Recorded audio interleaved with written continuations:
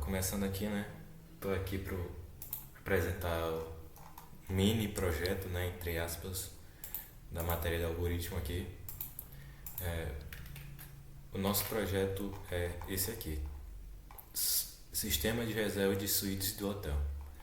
Basicamente, a gente tem que fazer um sistema de um hotel que pode fazer essas funcionalidades aqui, com essas exigências aqui.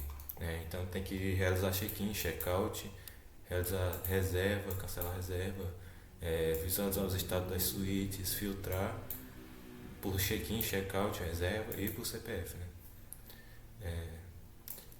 E aqui alguns requisitos de verificação, né, que foi, acho que o que mais deu trabalho foi verificar todas as possibilidades de erro e acredito que ainda está faltando algumas. Aqui alguns exemplos, né, de como tem que ficar. Esse aqui é o nosso programa principal, né? A gente deixou só realmente o sistema de looping que fica aqui, né? No exemplo, só essa parte de looping aqui a gente deixou no programa principal. A gente pensou em dividir aqui mais por organização mesmo, né? Então você está vendo aqui que tem a main, que é o principal, onde a gente deixa o looping inicial para o usuário escolher. Tem o verify, que é onde fica os códigos de todas as verificações que a gente considerou que precisava. E tem a parte function, que tem as funções que fazem parte das chamadas aqui do código principal e não são verificadores, né? Inclusive, aqui a gente está importando os verificadores, que aqui a gente usa muito os verificadores. Acho que o principal detalhe que seria bom comentar é que a gente dividiu o check-in em duas partes: o check-in a partir de uma reserva já existente e o check-in da reserva, porque a gente estava achando muito problema em como saber que o check-in é ou não da reserva para poder eliminar a reserva, né? Já que o cara acabou de fazer o check-in. Então a gente dividiu aqui para o cara fazer check-in a partir da reserva ou check-in sem a reserva. Para armazenar aqui as suítes e as reservas a gente usou matriz, tá? Então cada linha aqui é uma reserva e as suítes elas estão divididas nesses parâmetros aqui, cada um seguindo essa ordem aqui. Então, primeiro tipo da suíte, o nome, CPF, data de check-in, data de check-out, status. Como você pode ver, eu estou aqui já com alguns parâmetros aqui pré-estabelecidos aqui na suíte e nas reservas, já para ficar mais fácil o teste, né? Então aqui tem algumas funções, né?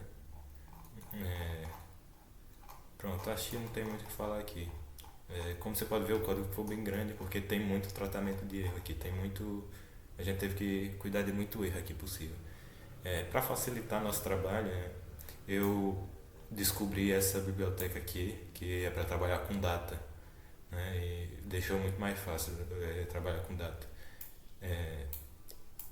Por causa dessa função aqui, que é basicamente pegar uma string, converter e já responder se a string é uma data que existe, uma data válida. Então isso aqui deixa muito mais rápido o nosso trabalho. A parte dos verificadores aqui, acho que o mais importante é esse verificador aqui de conflito, que acho que talvez seja a segunda coisa principal aqui do código. O segundo verificador mais importante, que é para ter certeza que nenhuma data que o usuário colocar vai acabar interferindo em outra data. Por exemplo, eu fazer check-in dentro do intervalo de uma reserva que já existe para a mesma suíte, né? Outro verificador é o de data, né, como eu estava falando, e outro verificador, talvez o mais importante do código, o verificador do CPF, que vai falar aqui, né, assim que eu terminar aqui. Acho que acho que a única coisa que talvez tenha faltado aqui foi verificar se o usuário colocou as datas na sequência certa. Por exemplo, colocar dia 2 para fazer o check-in e dia 10 para fazer o check-out do mesmo mês e do mesmo ano. porque eu não considerei que o usuário poderia colocar errado, por exemplo, colocar o check-in depois, em uma data depois da que ele faz o check-out. Por exemplo, um check-in dia 10 do mês 2 e o check-out dia 8 do mês 2. Isso eu não considerei. Não considerei que o usuário faria isso, né? Então, eu não sei se vai dar erro isso. Você provavelmente vai dar erro se você tentar, né? Mas tá aqui o código funcionando, né? Por exemplo, eu vou listar aqui as suítes, né? 5. E aqui, né? As suítes aqui. Como você viu, eu já deixei algumas informações pré-definidas, né? Pra ficar mais fácil testar. E um detalhe aqui, nesse CPF aqui, tem os pontos e o traço, e nesse não tem. A função verificadora que Kaique fez, ela funciona tanto com o traço, com os pontos e o traço, quanto sem. O problema é que se você salvar sem os traços, na hora de fazer o filtro, você tem que usar sem o traço também, sem os traços e os pontos, né? Mas assim, se você considera que o usuário coloca de um jeito numa hora, você pode considerar que ele vai colocar do mesmo jeito da outra, né? Então, não sei se isso é exatamente um problema. Assim, daria para resolver, né? Mas a gente tinha acho que outras coisas mais importantes para resolver, né? Então, meio que a gente deixou isso para depois, talvez. E aí, já que a gente acabou não considerando tão importante assim para fazer. Acho que é isso. Eu vou deixar agora a explicação de Kaique para o verificador de CPF.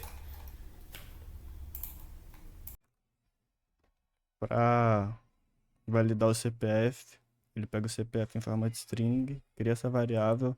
Nesse for, ele pega todos os dígitos, joga dentro da variável. Se tiver menos que 11 números, já dá como errado, vai dar como falso. Se tiver todos os números iguais, também vai dar como falso. Aqui no primeiro dígito verificador, aqui ele pega a soma de todos os primeiros 9 dígitos multiplicado pela sequência começando de 10 e terminando em 2. Então ele pega o primeiro dígito, multiplica por 10, o segundo por 9 e assim vai, 10 até o 2. Aqui no R1 ele pega 11 menos o resto, dá soma 1 dividido por 11. Se for maior ou igual a 10, ele vai ser 0. No segundo dígito verificador aqui vai ser a mesma coisa, só que vai ser os primeiros 10 dígitos e ele começa do 11 terminando no 2, a multiplicação. E no final aqui, se o R1 for igual ao primeiro dígito verificador e o R2 igual ao segundo dígito verificador, vai ser validado o CPF.